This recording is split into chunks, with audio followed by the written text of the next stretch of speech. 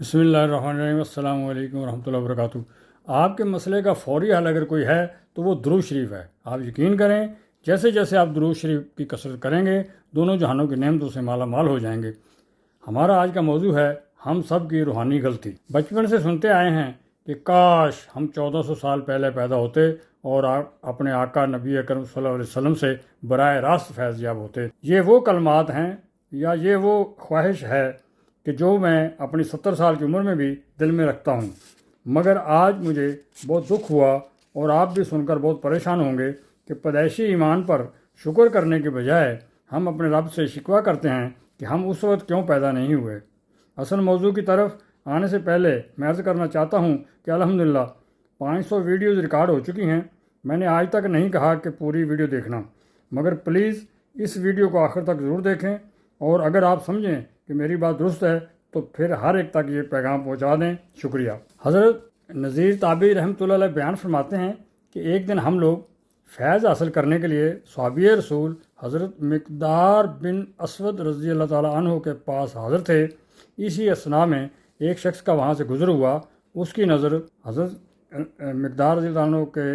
چہرہ انور پر پڑی تو اس نے کہا، کتنی خوش بخت ہیں یہ دونوں آنکھیں جنہیں جناب رسالت مآب صلی اللہ علیہ وسلم کی زیارت کا شرف حاصل ہوا۔ اللہ کی قسم ہمیں تو یہ تمنا ہی رہی کہ جو کچھ آپ نے مشاہدہ کیا وہ ہم نے بھی دیکھا ہوتا، اور جن مجلسوں میں آپ کو آپ صلی اللہ علیہ وسلم کے ساتھ حاضری کی ساتھ حاصل ہوئی، ہم بھی ان مبارک مجلسوں میں حاضر ہوتے اور ان کی برکتوں سے بہرہ مند ہوتے۔ حضرت نذیر کہتے ہیں کہ اس شخص کی بات سن کر حضرت مقدار رضی اللہ تعالیٰ عنہ پر غصے کے آثار نمودار ہوئے۔ مجھے اس بات پر تعجب ہوا کہ اس شخص نے تو محبت و عقیدت پر مبنی ایک اچھی بات ہی کہی ہے، پھر صحابی رسول صلی اللہ علیہ وسلم اس قدر غضبناک کیوں ہو گئے ہیں؟ ابھی میں یہ سوچ ہی رہا تھا کہ حضرت مقدار رضی اللہ عنہ اس شخص کی طرف متوجہ ہوئے اور ارشاد فرمایا،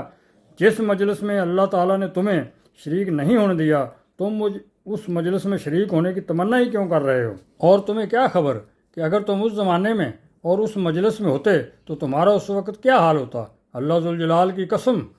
بہت سے لوگوں نے حضور علیہ الصلوۃ والسلام کو دیکھا، لیکن ان کی بدبختی اور شامت اعمال کی وجہ سے اللہ تعالیٰ نے انہیں منہ کے بل جہنم میں ڈال دیا، کیونکہ انہوں نے ہادی عالم صلی اللہ علیہ وسلم کی دعوت کو قبول نہیں کیا اور آپ صلی اللہ علیہ وسلم کی تصدیق نہیں کی۔ کیا تم اس نعمت پر اپنے پاک پروردگار کا شکر نہیں بجا لاتے کہ اس نے تمہیں جس وقت پیدا کیا تو تم اپنے خالق اور مالک کو پہچانتے تھے، اور جو کچھ حضور اکرم صلی اللہ علیہ وسلم لے کر تشریف لائے تم اسے سچا مانتے ہو، اور کفر و ایمان کی جو آزمائش دوسرے لوگوں پر آئی تم اس سے بچ گئے۔ قسم بخدا حضور علیہ الصلوۃ والسلام کو ایسے زمانے میں بھیجا گیا جس میں کفر اور ضلالت اتنے جوبن پر تھی کہ کسی اور نبی کے زمانے میں بھی اتنے زوروں پر نہ تھی۔ مدت دراز سے انبیاء کرام کی آمد کا سلسلہ منقطع تھا، اور جاہلیت کا ایسا دورہ تھا کہ بتوں کی پرستش کو سب سے بہترین دین سمجھا جاتا تھا۔ آپ صلی اللہ علیہ وسلم ایسی کتاب فرقان لے کر مبعوث ہوئے جس نے حق اور باطل میں امتیاز کر دیا، مسلمان والد اور کافر بیٹے کے درمیان جدائی کر دی۔ چنانچہ جب ایک بندہ مومن یہ دیکھتا ہے کہ اس کا والد یا فرزند یا بھائی کافر ہے، لیکن اس کے دل کا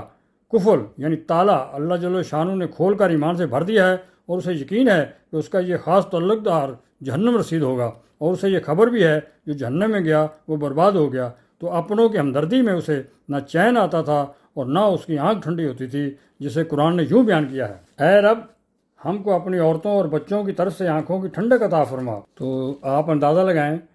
کہ ہم میں سے اکثر کہتے ہیں کہ ہم اس وقت ہوتے، وہ بھائی یہ اللہ کا کروڑ اربہ احسان ہے، بنا بنایا اسلام مل گیا، مسلمان گھروں میں پیدا ہوئے، پھر آپ سرکار کی محبت والے گھرانوں میں پیدا ہوئے، تو اس کا جتنا شکر ادا کیا جائے کم ہے۔ دعا فرمائیں اللہ تعالیٰ جناب رضا الدین صدیقی صاحب کو اجر عطا فرمائے، جن کی تحریر سے میں نے یہ مدد لی ہے۔